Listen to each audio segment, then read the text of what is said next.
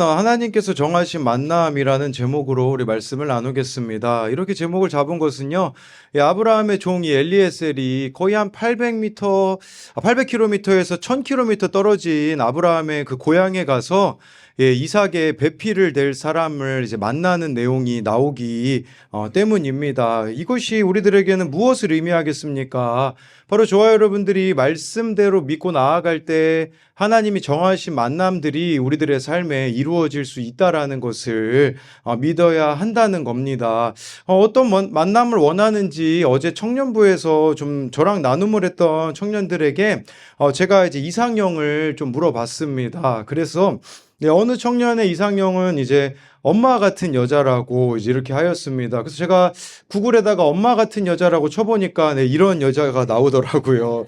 또 어느 청년은 이제 천우희라는 이 배우 스타일이 투표를 받았습니다. 그리고 어느 청년은 밥 잘 사주는 예쁜 누나라고 이렇게 하였고요.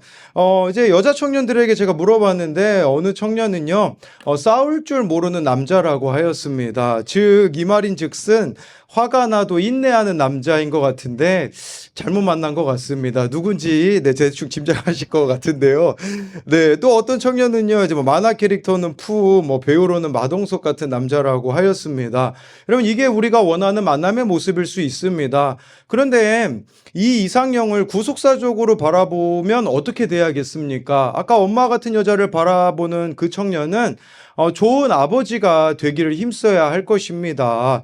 챙김받기를 바라는 청년은 자신이 챙겨줄 수 있는 사람이 되어야 하며, 화가 나도 잘 인내하는 남자, 싸울 줄 모르는 남자를 원하는 청년은 본인이 원인 제공을 하지 않는 또 사람이 되어야 하는 거죠. 박지민. 그리고요. 또 아까 이 푸 같은 남자라고 한 청년에게는 부부가 바지를 안 입고 다니더라고요. 그래서 바지를 잘 입혀주는 이런 그런 센스가 또 있어야 될 것 같습니다. 우리에게 하나님께서 만나신 만남들은 결코 우연이 아니라는 걸 알아야 합니다. 배우자의 만남도 그렇고요. 부모와 자녀와의 만남도 이 모든 만남들이 중요하다라는 겁니다. 이 만남들이 우린 잘못된 만남이라고 생각할 때가 있습니다. 왜 그러냐면 내가 주인이기 때문에 잘못된 만남이라고 생각을 하는 겁니다. 그러면 이 만남이요 잘된 만남으로 여기기 위하여서 우리들에게 필요한 자세가 한 가지가 있는데 결핍이 있어도 좋은 부모가 될 수 있을까라는 영상을 제가 보았는데 이 지금 부모가 된 분들이 다 자신의 부모로부터 사랑받지 못하고 어렵게 큰 그 사람들이 부모가 돼가지고 자식을 낳은 상황인데 그 중에서요 저 남자분이 그런 이야기를 하시더라고요. 이분이 자신들이 이제 부모가 되어서 겪고 있는 내용들을 인터뷰하는데 이분은 뭐라고 이야기하냐면요. 이분은 아이를 키우면서 누리게 된 유익이 있다고 합니다. 그 유익은 바로 약간 민폐를 끼칠 줄 알게 된 것이라고 합니다. 예를 들면 예전에 갑자기 분유가 떨어진 겁니다. 근거리에 이마트가 있는데 차를 타고 가는데 차가 그날따라 막히는 겁니다.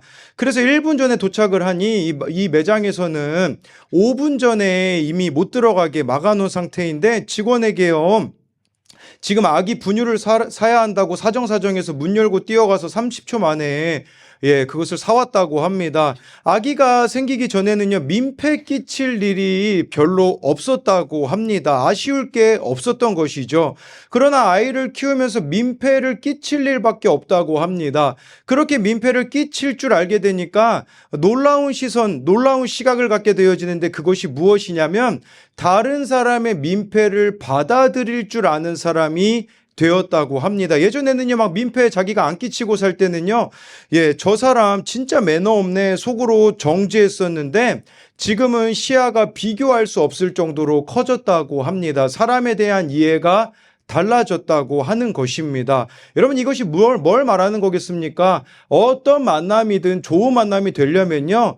내가 죄인이라는 것을 인정하면 되는 것입니다. 이게 인정이 안 되니까요. 내가 옳다. 그리고 또 다른 사람을 정죄하고 판단의 시선으로 바라볼 수밖에 없는 것이죠. 사도 바울만 해도 그렇지 않습니까? 사도 바울은요, 로마서에요, 자신이 야만인에게도 빚진 자라고 합니다. 이 말씀이 의미하는 것은 야만인과 그는 어울려도 전혀 거리낌이 없다라는 의미가 될 수 있습니다. 왜 그런 고백을 할 수 있었겠습니까?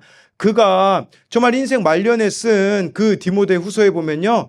죄인 중에 괴수라고 자신을 고백하고 있기 때문입니다. 자기 죄를 볼 줄 알기 때문에 어떤 만남도 어떤 인생이라고 할지라도 그에게는 거리낄 것이 없었다라는 것입니다. 즉 여러분, 내가 내 삶의 주인이 되면요, 거리끼는 사람들이 많을 것입니다. 잘못된 만남들 투성이라고 생각할 것입니다. 그러나 예수 그리스도가 나의 인생의 주인이 되면요, 어떤 만남들 속에서도요, 이게 하나님이 정하신 만남이라고 인정하게 되어지는 것입니다.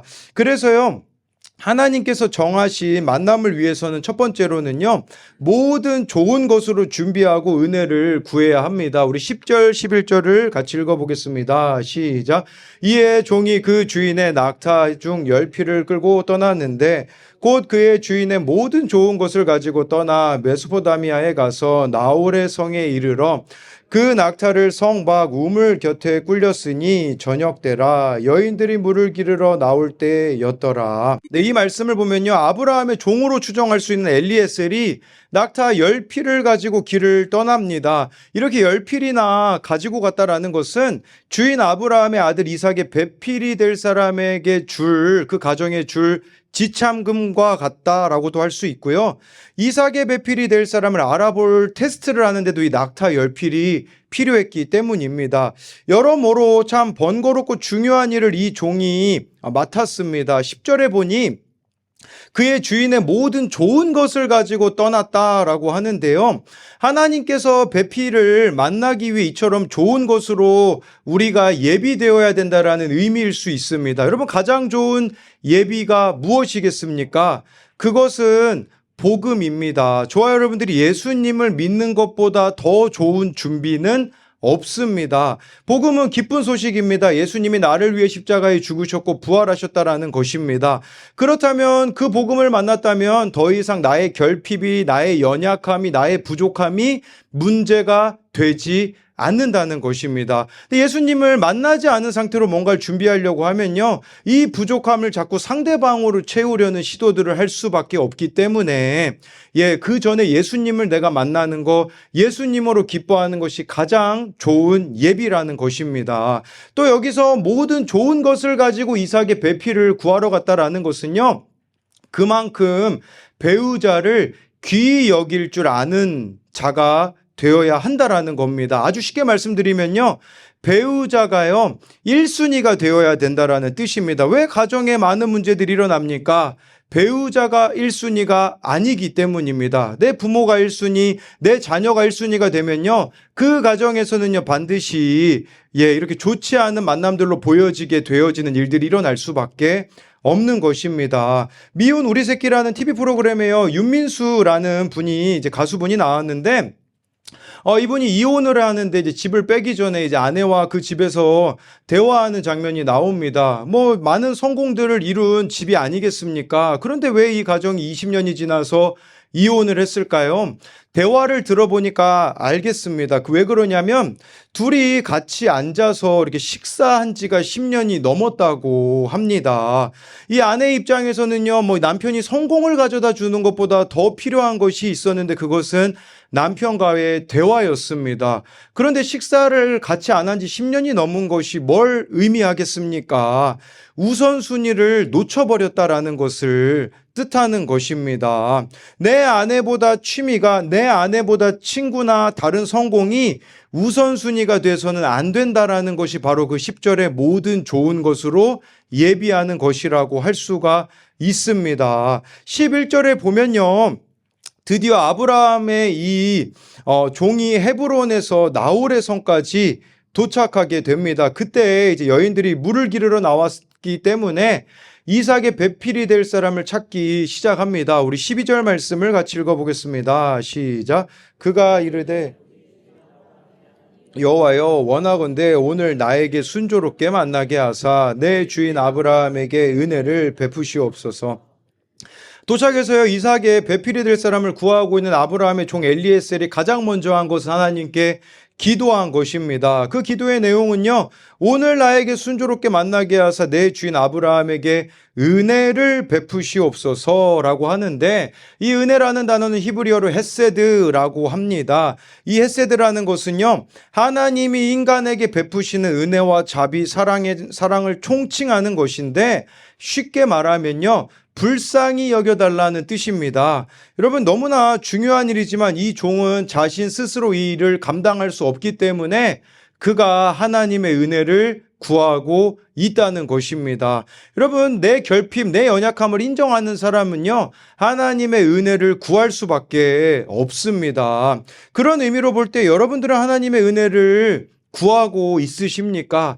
기도하고 계십니까? 기도 안 한다는 것은, 은혜 안 구한다라는 것은요, 내 힘으로도 내 노력으로도 충분히 내 인생을 잘 살 수 있다는 교만한 상태라고 볼 수가 있는 것입니다. 제가 요즘 수시로 하고 있는 말이 있습니다. 그것은 하나님 은혜 베풀어 주세요 라는 기도입니다. 여러분, 이 기도가 하나님이 정말 기뻐하시는 기도입니다. 이 기도를 한다는 것 자체가 내가 내 인생의 주인으로 살지 않겠다라는 뜻이기 때문입니다. 이전에는요, 제가 사람을 변화시킬 수 있을 거라고 생각해서 기도하기보다는 제가 할 수 있는 것들을 무리해서 했던 이전의 시간들이 있었습니다. 자기 열심과 노력으로 그리하였을 때 제 삶의 결론, 저에게 돌아온 것은 실패이자 제가 할 수 없다라는 깨달음이었습니다. 그렇게 저와 여러분들이요, 인생을 시작하는데 하나님의 은혜를 구해야 합니다. 우리가 그 하나님의 은혜를 구하기 위해서 시작도 하나님으로 시작하고 하루 자기 전에도 끝도 하나님으로 끝나게 되어진다면 얼마나 좋겠습니까? 우리 13, 14절을 계속해서 읽어보겠습니다. 시작. 성중 사람이 딸들이 물 기르러 내가 우물 곁에 서 있다가 한 소녀에게 이르되 청하건대 너는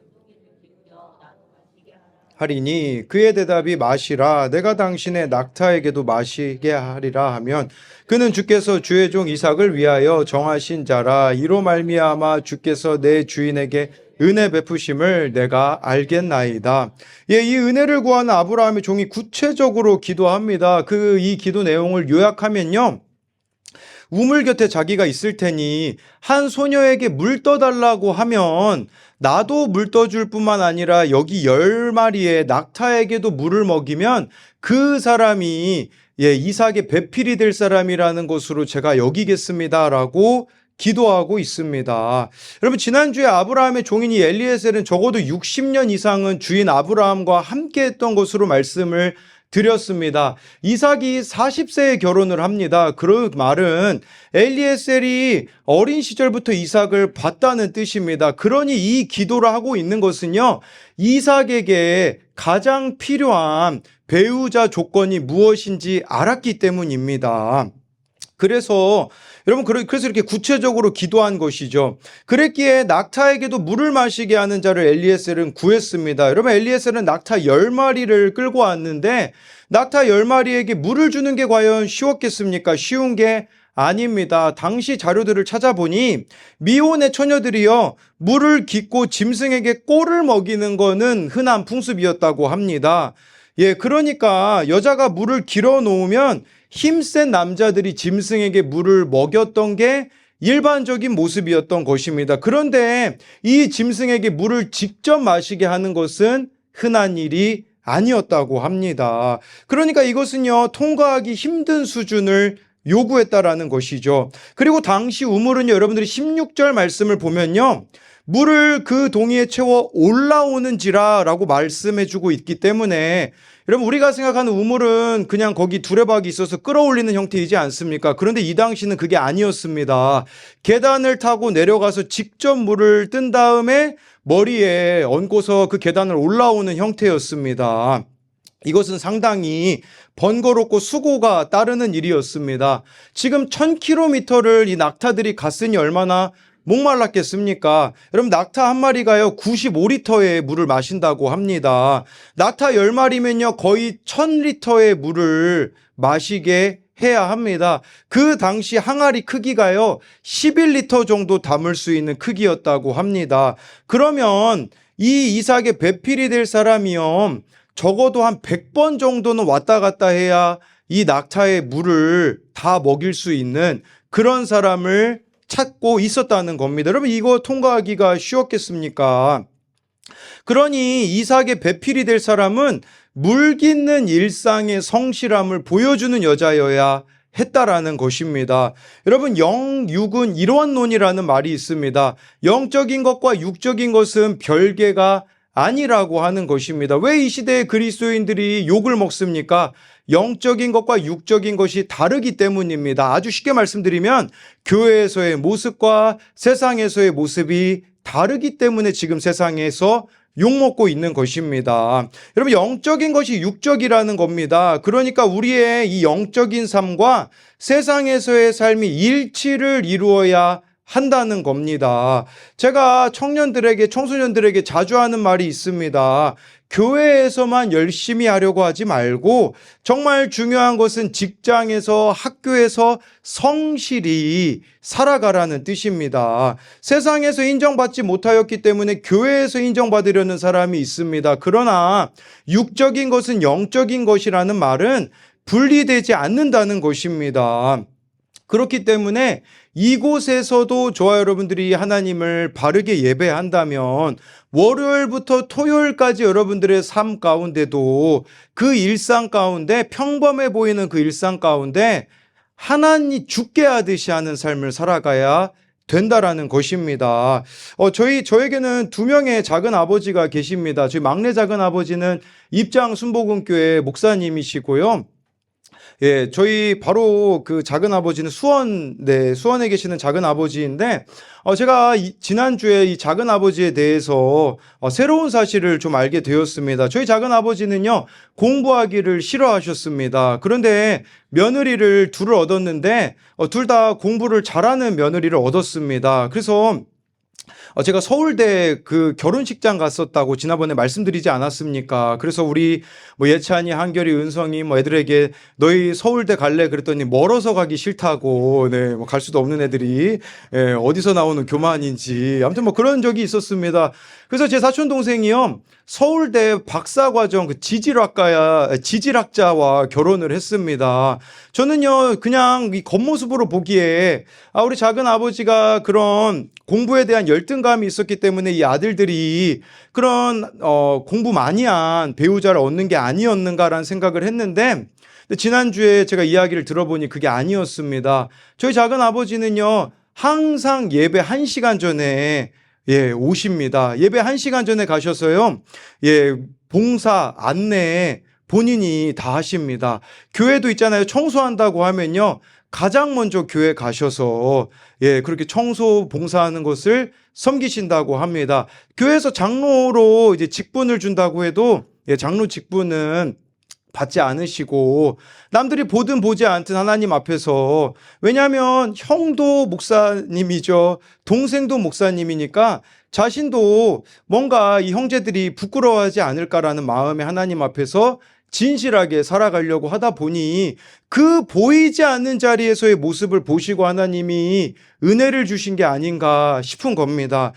내가 막 바라는 게 있어서 하나님께 열심히 하라는 말이 아니라, 바라는 거 없이 그냥 하나님을 사랑하기 때문에 우리가 섬긴다면요, 하나님이 우리들의 인생 가운데 얼마나 많은 은혜들을 베풀어 주시겠습니까? 저에게 어느 청년이 지난주에 그런 이야기를 했어요.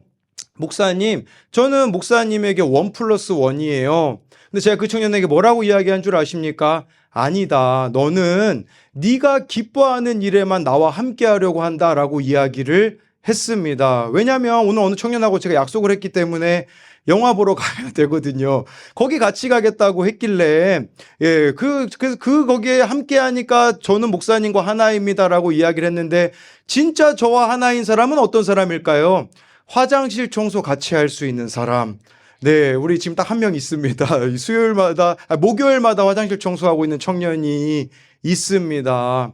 보이지 않는 자리에서 함께하는 사람이죠. 제가 예전에는요, 외부 설교하러 갈 때 몇몇 청소년들, 청년들을 데리고 갔습니다. 이제는 그렇게 하지 않습니다. 왜 그런 줄 아십니까? 그 설교 자리는요, 스포트라이트 받는 자리입니다. 착각하게 되어지는 거예요. 나도 주님의 일을 하면 저렇게 쓰임 받구나. 그 생각 안 하게 하려고 제가 그런 자리는 안 데리고 갑니다. 주목받는 자리를 데리고 가는 게 아니라 섬겨야 되는 자리를 데리고 가는 것입니다. 리브가도 마찬가지입니다. 이삭의 배필이 될 사람, 여러분 낙타 10마리에 물 주는 거 누가 그걸 귀하게 보겠으면 누가 그 일을 하겠습니까? 그러니까 지금 엘리에셀이 구하고 있는 것은 보이지 않는 자리에서 정말 하나님을 사랑하는 자, 그런 자를 찾고 있었다라는 것을 보여주는 것이죠. 여러분, 왜 낙타 10마리 물 줄 수 있는 사람을 엘리에셀이 찾았겠습니까? 자기가 이삭을 보니까요, 손이 많이 가는 사람이거든요. 아까 푸우처럼 그 바지 입혀줘야 되는 사람이거든요. 그러니까 이삭이 장애를 가지고 태어났기 때문에 많은 손길을 필요로 하고 있는 사람이기 때문에 낙타 10마리에게 물 줄 수 있는 사람이라면 내 이 주인의 아들의 그 허물을 덮어줄 수 있는 사람이 될 수 있겠구나라는 것을 알기 때문에 이런 것을 구하지 않았겠습니까? 또한 이 엘리에셀은 지금 나그네가 아닙니까?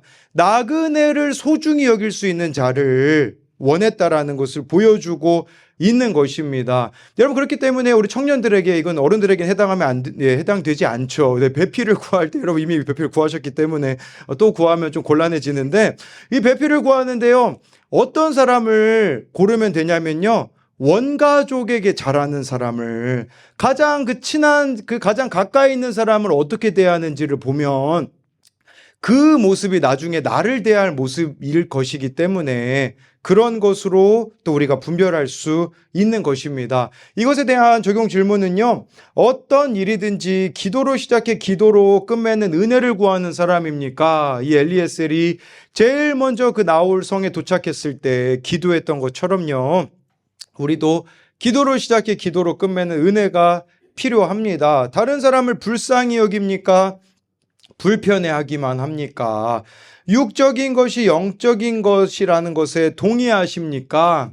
일상을 성실하게 살아내고 있습니까? 이 육적인 것이 영적인 것이라는 것은요, 세상에서의 모습과 이곳에서의 모습이 일치해야 된다라는 뜻입니다. 두 번째로는요, 하나님께서 정하신 만남을 위해선 하나님의 응답을 기다리고 경배해야 합니다. 우리 15절 16절을 같이 읽어보겠습니다. 시작. 말을 마치기도 전에 리브가가 물동이를 어깨에 메고 나오니 그는 아브라함의 동생 나홀의 아내 밀가의 아들 부두엘의 소생이라. 그 소녀는 보기에 심히 아립답고 아니야 처녀라. 그가 우물을 내려가서 물을 그 동이에 채워가지고 올라오는지라. 이 엘리에셀의 기도가 마치기도 전에 리브가가 물동이를 어깨에 메고 옵니다. 그녀는 아브라함의 동생 나홀의 아내 밀가의 아들 부두엘의 소생이라는 것은 하나님의 기도 응답이라는 것을 보여주고 있습니다. 아브라함이 말했던 내 고향, 내 족속 적자의 소생입니다. 이 리브가의 이름의 뜻은요, 신속히 매다, 올가미, 고리라는 의미가 있습니다. 이 언약의 혈통을 잇는 고리 역할을 리브가가 하는 것입니다. 여러분, 우리가요, 하나님 보시기에 하나님이 기뻐하시는 것을 구하면요, 나머지는 알아서 더해 주십니다. 그래서 여기 보면 구하지도 않은 심히 아리따고 지금까지 남자가 가까이 아니한 처녀라는 것까지도 하나님께서는 세밀하게 살피시는 것을 보면요, 내 선택보다 하나님의 선택이 항상 더 옳다라는 것을 볼 수가 있습니다. 우리 17절부터 20절을 같이 읽어보겠습니다. 시작. 종이 마주 달려가서 이르되 청하건대 내 물동이의 물을 내게 조금 마시게 하라. 그가 이르되 내 주여 마시소서 하며 급히 그 물동이를 손에 내려 마시게 하고 다하고 이르되 당신의 낙타를 위하여서도 물을 길어 그것들로 배불리 마시게 하리이다 하고 급히 물동이에 물을 구유에 붓고 다시 기르려고 우물로 달려가서 모든 낙타를 위하여 깃는지라. 종은요, 기도한 대로 물을 내게 조금 달라고 합니다. 그랬을 때 18절에 리브가는요, 급히 물동이를 손에 내려 마시게 하였다고 합니다. 19절에는요, 당신의 낙타를 위하여서도 물을 길어 배불리 마시겠다고 하는데 20절에 또 쓰인 단어가 급히입니다. 급히 이 낙타에게 물을 마시게 하려고 우물로 갔다는 것입니다. 이것은 평소 리브가의 삶이 어떠했는지 보여주는 겁니다. 그녀는요, 낙타까지도 보이는 시선을 가지고 살았습니다. 여러분, 이걸 아셔야 합니다. 요즘 우리 집에 애완동물 많이 키우는데, 뭐 애완동물 키운다고 여러분들이 선한 눈을 가졌다고 할 수 있겠습니까? 물론 맞을 수도 있는데요, 안 맞을 수도 있습니다. 왜냐하면 자신들이 너무 배신하니까 짜증나서 얘는 배신 안 하겠지 하고 키우시는 분들도 있을 수가 있습니다. 그런데 이 리브가의 눈에 낙타가 보였다라는 것은 그녀가 은혜 가운데 살아가는 여인이라는 의미입니다. 여러분, 우리가 영적으로 눈 뜬다는 것은 무엇을 말하는 것이겠습니까? 그것은 보이지 않았던 게 보이는 것입니다. 이전에는요, 이런 사람이 나에게는 너무 무시가 됐던 사람이 있어요. 그런데 영적인 눈이 떠지게 되면요, 그 사람이 불쌍하게 보여지는 것입니다. 여러분, 우리 주변에 낙타와 같은 사람들이 너무나 많이 있습니다. 이 낙타와 같은 사람은 어떤 사람들이겠습니까? 목마른 사람들입니다. 인생의 갈증을 느끼는 사람들입니다. 근데 내가 영적으로 눈을 뜨게 되어지면요, 그런 목마른 인생, 그런 허무함 가운데 있는 인생들이 보여서 내가 저 사람을 위하여서 무엇을 할 수 있을까 급히 적용하고 실천하는 자가 된다라는 것입니다. 여러분, 이렇게까지 낙타에게 리브가의 시선이 미칠 수 있었던 이유가 무엇이겠습니까? 그녀에게는요, 넉넉한 마음이 있었기 때문입니다. 우리로 말하자면 누가 좋은 배우자를 만나겠습니까? 내면이 넉넉한 사람입니다. 쉽게 말씀드리면 하나님으로 채워져 있는 사람입니다. 하나님으로 채워져 있는 사람은 그 마음의 공간이 넓어져서 다른 사람을 돌아볼 수 있게 되는 것입니다. 그런데 내 마음이 나로만 가득 차 있기 때문에, 내가 교만하기 때문에 낙타와 같이 도움을 필요로 하는 사람은 전혀 보이지 않고 배우자를 만나는데도 어려움이 있습니다. 배우자를 조건으로만 보기 때문에 내 안에서 해결돼야 되는 열등감, 상처, 욕심이 예수님을 만나지 못하였기 때문에, 해결되지 않기 때문에 자꾸 배우자에게 그런 것들을 투영을 하는 겁니다. 그러니까 학벌우상이 되는 것이고요. 나의 상처를 덮어줄 사람, 나의 열등감을 해결해 줄 사람, 나의 욕심을 채워줄 사람을 구하고 있으니 그 결론이 어떻게 되겠습니까? 자꾸 내 안에 하나님으로 해결되어지지 않는 것을 상대방으로 채우려고 하기 때문에 어려움이 있는 것입니다. 먼저 내 자신이 하나님으로 만족하는 법을 배우고 나의 외로움을 하나님을 채우는 법으로 배워야 다른 이들을 불쌍히 여기게 되어지는 것입니다. 왜 지금 내 배우자가 그렇게 미워 보입니까? 내 안에 그리스도로 채워져 있지 않기 때문인 것입니다. 그럼 오늘 큐티 말씀에 그런 내용이 나와요. 무슨 내용이 나오냐면, 너희 라빠의 딸들아 부르짖을지어다 라는 말씀이 나와요. 암몬이라는 이 나라에서요, 말감이라는 신을 섬겼습니다. 뭐 말감도 그렇고요. 뭐 그 당시 이방에서 섬기던 몰렉도 그렇고요. 당시 이방 나라에서 신을 어떤 식으로 숭배했냐면요, 정말 중요한 일이 있으면요, 마다들을 불태워 죽였습니다. 내 그 욕심을 이루기 위해서요, 마다들을요, 그 뜨거운 우상이 막 달궈져 있거든요. 거기다가 집어 던져가지고요, 불태우는데, 그 우상들을 섬길 때 있잖아요, 찾아보니까요, 큰 북을 쳤다고 합니다. 왜 큰 북을 쳤을까요? 그 불태워지는 내 자녀가 소리 지르는데 그 소리를 안 들으려고 큰 북을 쳐서 외면하고 있는 모습인 것이죠. 끔찍하시죠? 근데 여러분, 이 끔찍함이 나의 모습일 수 있습니다. 내 자녀가 그렇게 소리 지르고 있는데 내가 그 소리를 못 듣고 있는 겁니다. 내가 주님의 말씀이 안 들리니까 불쌍한 시선으로 지금 내 자녀를 바라보지 못하고 있다면, 불쌍한 시선으로 나의 배우자를 바라보고 있지 못하고 있다면 불태워 죽이고 있는 것과 같다라는 것이에요. 우리에게 필요한 것이 무엇이겠습니까? 요한계시록에요, 제가 제일 좋아하는 말씀 중에 하나인데, 사도 요한이요, 예수님 믿는 것 때문에 끓는 기름 가마 속에 들어갔다가 나와서 밤모섬에 유배가 됩니다. 얼마나 초라한 상황입니까? 온몸이 아마 화상을 입었을 겁니다. 밤모섬에 혼자 있어 얼마나 외로웠겠습니까? 그런데 그 요한계시록 1장에 뭐라고 말씀해주고 있는 줄 아십니까? 주의 날에 나팔 소리 같은 큰 음성을 내가 들었다고 말씀해 주고 있습니다. 사도 요한에게는요, 주님의 말씀이 나팔 소리 같이 들리니 괜찮은 것입니다. 여러분, 자녀가 나를 힘들게 한다고요? 배우자가 나를 힘들게 한다고요? 그럼 우리가 해야 되는 게 뭡니까? 하나님께 부르짖으셔야 됩니다. 그 사람들의 힘듦보다 내가 하나님께 대한 그 부르짖음이 더 크면 우리는 문제를 이겨낼 수가 있습니다. 이 배우자와 자녀의 그 부르짖음보다 주님의 말씀이 나팔 소리 같이 더 크게 나에게 들릴 수만 있다면 어떤 고난이 와도 우리는 이겨낼 수 있는데, 우리의 문제는 주님의 말씀이 나팔 소리 같이 들리지가 않는 것입니다. 이 말씀에 대하여서도요, 매일매일 말씀 앞에 서기보다 내가 필요할 때만 하나님 말씀에 서게 되어지는, 그렇게 되어진 여러분, 주님의 말씀이 나팔 소리 같이 들리겠습니까? 제가 내년에 왜 우리 교사들, 구역장님들에게 큐티를 2번씩 꼭 올리라고 하겠습니까? 다른 게 아닙니다. 내가 나팔 소리 같이 주님의 음성이 들리지 않으면 우리 학생들에게 뭘 전해줄 수 있겠습니까? 구역원들에게 뭘 전해줄 수가 있겠습니까? 나팔 소리 같이 큰 주님의 음성을 들으라는 것입니다. 그래서 제가 좀 곰곰이 생각해 봤거든요. 분명히 좀 불편해 하시는 분들이 있을 것 같거든요.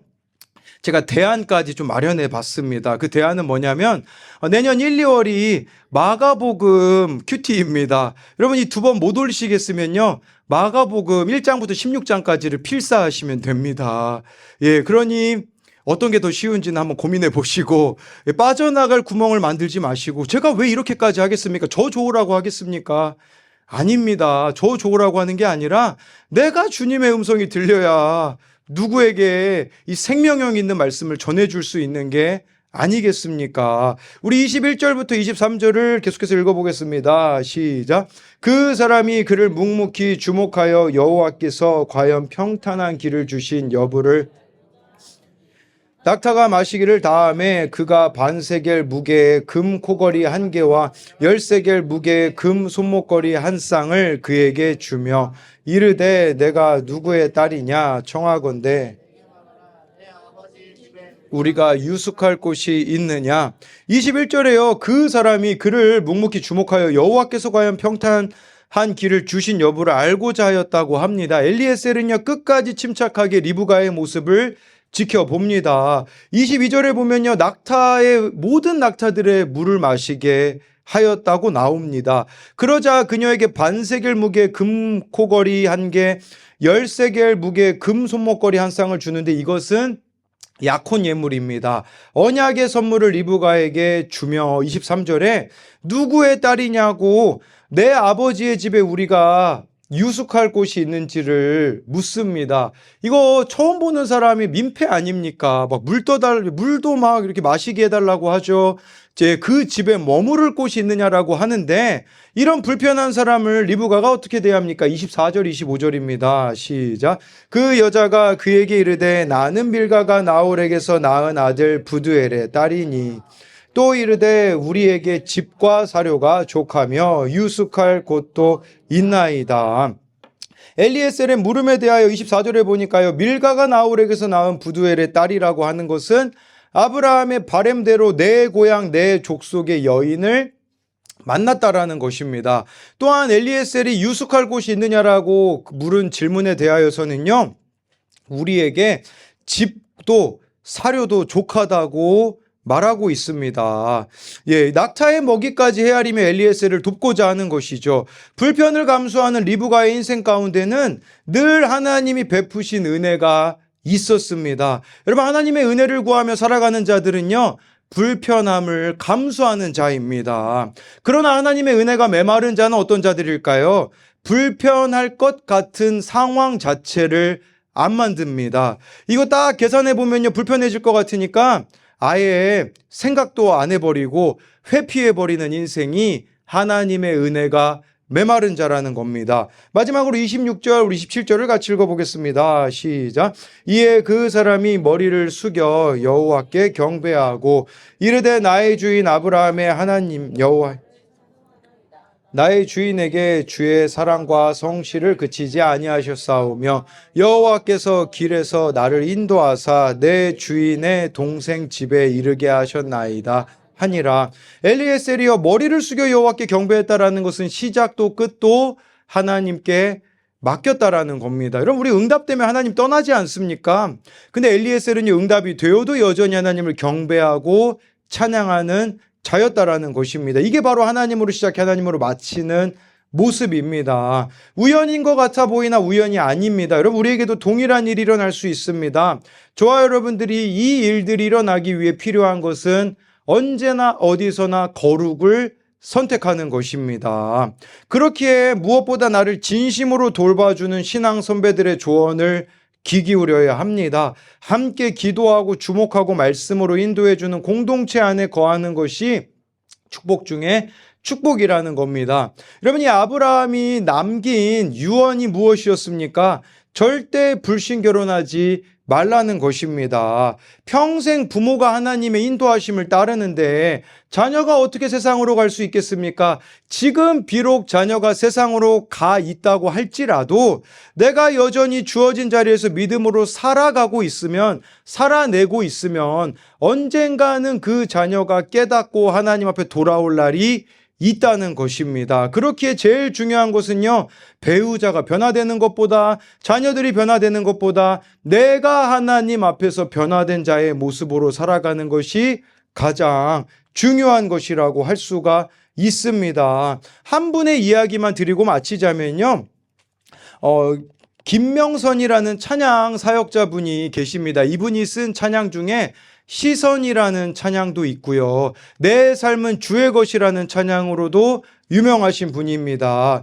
유년 시절 이 전도사님은 지금은 목사님이 된 걸로 알고 있는데 도박 중독으로 가정을 돌보지 않았던 아빠와 홀로 생계를 책임진 어머니 밑에서 끊임없는 가난과 외로움에 시달려야 했다고 합니다. 하지만 그녀는 하나님의 손을 놓지 않았습니다. 더 간절히 하나님께 매달렸습니다. 초등학교 5학 이런 고백을 합니다. 초등학교 5학년 무렵이었어요.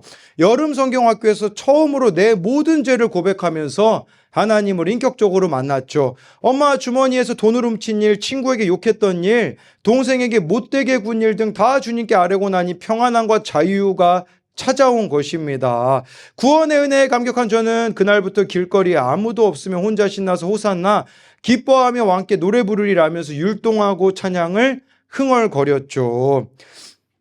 그러다가 2015년에 내 삶은 주의 것이라는 이 첫 개인 앨범이 발표가 되었는데 그때 청천벽력 같은 소식이 들려옵니다. 평소 건강했던 남편이 담도암 말기를 선고받은 것입니다. 의사는 항암 치료를 해도 6달 이상 버티지 못할 거라고 하였습니다. 그러나 이 김 목사님은 내가 믿으면 하나님의 영광을 보리라는 분명한 약속을 받고 남편이 치유될 것을 확신했습니다. 근데 2016년에 남편이 천국으로 갔습니다. 차마 하나님을 원망할 용기가 없었던 그녀는 대신 왜 하필 저예요? 제가 뭘 잘못했죠? 라는 서운함을 쏟아냈습니다. 무엇보다 주변에 주님이 남편을 살리실 것이라고 선포한 자신으로 인해 하나님의 영광이 오히려 땅에 떨어진 것 같아 무척 괴로웠다고 합니다. 그러나 그녀가 남편을 떠나보낸 뒤 남은 아들, 딸들을 책임져 주신 하나님을 경험하면서 특별한 섭리를 깨달았다고 합니다. 그동안 사람들에게 천국을 소망하라고 외치면서도 정작 저는 그 좋은 곳에 남편을 보내기 싫었어요. 실상은 이 땅에서 잘 되는 것만이 하나님의 영광이라고 치부했던 제 믿음의 민낯을 본 것이죠. 이제는 그리스도의 영광이란 그리 아니하실지라도 계속 주님을 따르는 사람들을 통해 드러나는 것임을 압니다. 고난 중에 피어나는 꽃처럼이요 라고 말하면서 하나님과의 관계가 회복되면 우리의 눈은 이 땅을 넘어 천국으로 확장되고 그분의 빛나는 영광을 보게 됩니다. 라는 그런 고백을 하였습니다. 여러분 마찬가지로 하나님의 영광을 본다라는 것이 무엇이겠습니까? 내 생각과 내 뜻과 다르다고 할지라도 주님이 걸어가신 그 좁은 길이기 때문에 십자가 지고 그분을 따라가는 그 좁은 문 좁은 길을 선택하는 저와 여러분들이 되었으면 좋겠습니다. 이것에 대한 적용 질문은요, 공허함을 채우고자 내가 집착하는 일이나 관계는 무엇입니까? 믿음의 배우자를 만나기 위해 또는 자녀를 신결혼시키기 위해 먼저 내가 믿음으로 살아내고 있습니까?